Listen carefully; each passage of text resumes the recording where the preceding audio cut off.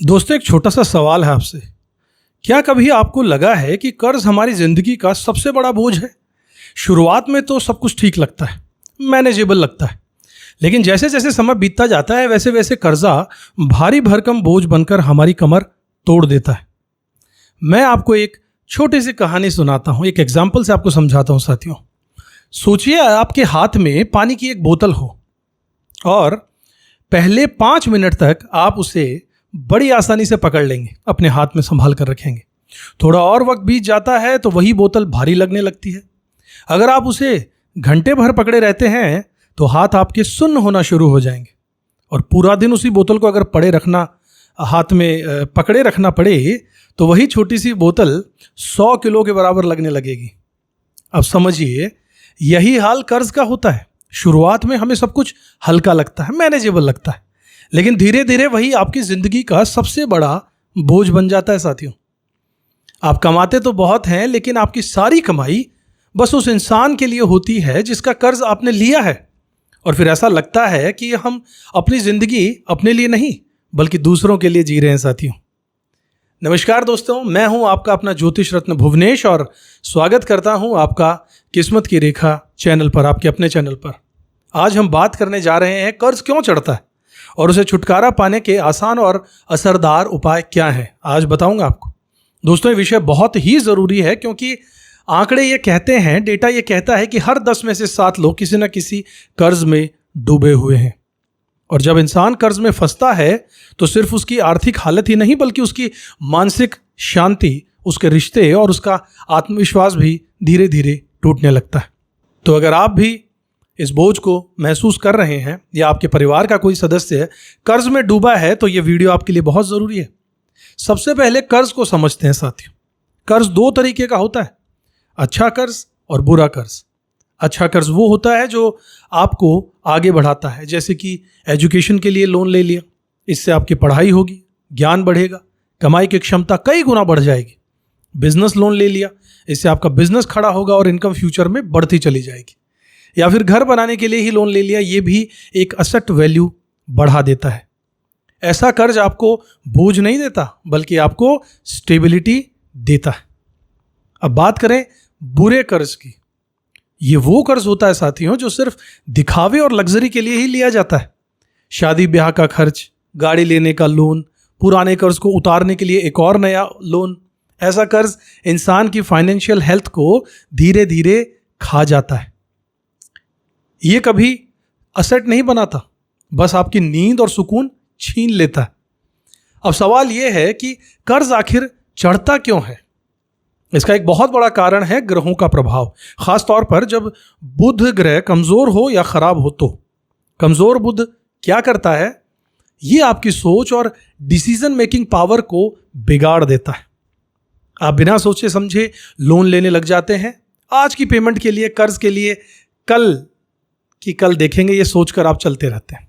यही सोचकर धीरे धीरे आपकी कर्ज के इस जाल में आप फंसते चले जाते हैं। कई बार लोग सिर्फ अपने नाम या फिर इज्जत बचाने के लिए ही कर्ज ले लेते हैं, लेकिन दोस्तों, नाम तो बाद में भी खराब होता ही है। सबसे पहले खराब होती है इंसान की जिंदगी। और अगर बुध, राहु, शनि या शुक्र के खराब असर में अगर आ जाए तो इंसान लग्जरी, दिखावा और अय्याशियों में इतना ज़्यादा फंस जाता है कि कर्ज से बाहर निकल ही नहीं पाता बेचारा। दूसरा कारण है वास्तु दोष। जी हाँ, आपके घर का वातावरण भी आपकी आर्थिक स्थिति को प्रभावित करता है साथियों। उत्तर दिशा यानी नॉर्थ, ये कुबेर की दिशा मानी जाती है। अगर ये गंदी है, यहाँ टॉयलेट बना हुआ हो, तो लाल रंग का अगर कोई अग्नि तत्व यहाँ पर हो तो कुबेर नाराज हो जाते हैं और घर में धन की कमी बनी रहती है। पश्चिम दिशा की बात करें तो ये दिशा इनकम और ग्रोथ के लिए होती है। अगर यहाँ पर कबाड़ रखा हो या गलत रंग जैसे कि नारंगी कलर हो या पीला कलर हो, ऑरेंज, तो इनकम रुक जाती है। और जब इनकम नहीं बढ़ेगी तो खर्चा पूरा करने के लिए इंसान को कर्ज लेना ही पड़ेगा। इसके बाद नॉर्थ वेस्ट की बात करें, ये दिशा लेन देन और कम्युनिकेशन की होती है। अगर यहाँ पर लीकेज हो, गंदगी हो, ब्लैक एंड वाइट फ्लोर हो, शतरंज के जैसा फर्श हो, तो इंसान फाइनेंशियल कमिटमेंट पूरे नहीं कर पाता और कर्ज चढ़ता चला जाता है साथियों। इसके बाद जन्म कुंडली का भी बहुत बड़ा असर होता है। तीसरा कारण क्योंकि जन्म कुंडली है, तो अगर आपकी कुंडली में वृषभ, कन्या और मकर राशियां गलत भाव में हैं तो इंसान बार बार कर्ज में फंसता चला जाता है। वृषभ गलत जगह से तो इंसान अपने ज्ञान का उपयोग नहीं कर पाएगा, कन्या गलत जगह हो तो कर्म अधूरा रहेगा, मकर अगर गलत जगह हो तो मेहनत और कौशल का पूरा फल कभी नहीं मिलेगा। मतलब साफ है कि इन 3 राशियों का ध्यान न रखना यानी अपनी जिंदगी में कर्ज को न्योता देना। अब बात कर लेते हैं साथियों उपायों की, क्योंकि आपको उपाय चाहिए। सबसे जरूरी हिस्सा है उपाय। सही दिन पर कर्ज लेना और चुकाना बहुत जरूरी है। बुधवार को लिया गया कर्ज जल्दी उतर जाता है, मंगलवार को चुकाया गया कर्ज कभी बढ़ता नहीं है। कोशिश करें कि आपकी EMIs मंगलवार को ही जाएं। अगर बैंक ने किसी और दिन की रखी है तो एक किश्त एडवांस डालकर खुद मंगलवार को पेमेंट कीजिए। बुध को मजबूत कर लीजिए। हर सुबह पक्षियों को हरी दाल डालिए। ये छोटा सा काम आपके बुध को संतुलित करेगा और कर्ज से आपको राहत भी दिलाएगा। साथियों, गजेंद्र मोक्ष स्त्रोत का पाठ भी अच्छा रहेगा, रोजाना इसका उच्चारण जरूरी कीजिए। ये कर्ज मुक्ति का बहुत ही असरदारी, बेहद प्रभावी उपाय है। राहु को नियंत्रित करना भी सीखिए। रविवार को छोड़कर बाकी दिनों में कूड़े के ढेर या चींटियों वाली जगह पर थोड़ी सी चीनी डालाया कीजिए। इससे राहु शांत होंगे और कर्ज के योग टूट जाएंगे। तो दोस्तों, कर्ज पैसों का बोझ नहीं होता, यह आपकी मानसिक शांति, आपके रिश्तों और आपकी अगली पीढ़ी तक को प्रभावित जरूर करता है। लेकिन अगर आप सही समय पर सही कदम उठाते हैं तो कोई भी कर्ज आपकी जिंदगी में ज्यादा देर तक टिक नहीं पाएगा।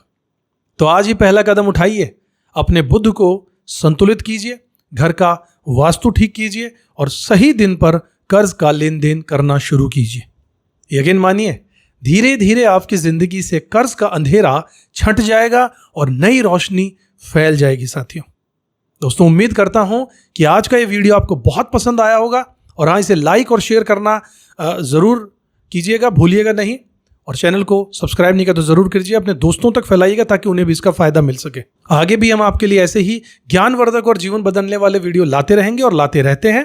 बहुत जल्दी मिलेंगे। अगर अपनी जन्म कुंडली का विश्लेषण बहुत गहराई से करवाना चाहते हैं या घर के वास्तु के बारे में पूछना चाहते हैं, हो सकता है आपके यहाँ भी कोई प्रॉब्लम हो, तो आप स्क्रीन पर दिए नंबर्स पर हमसे संपर्क कर सकते हैं। अगले वीडियो में अगर फिर से मुलाकात करूंगा, तब तक खुश रहिएगा, अपना ध्यान रखिएगा, ऊपर वाले में विश्वास जरूर रखिएगा।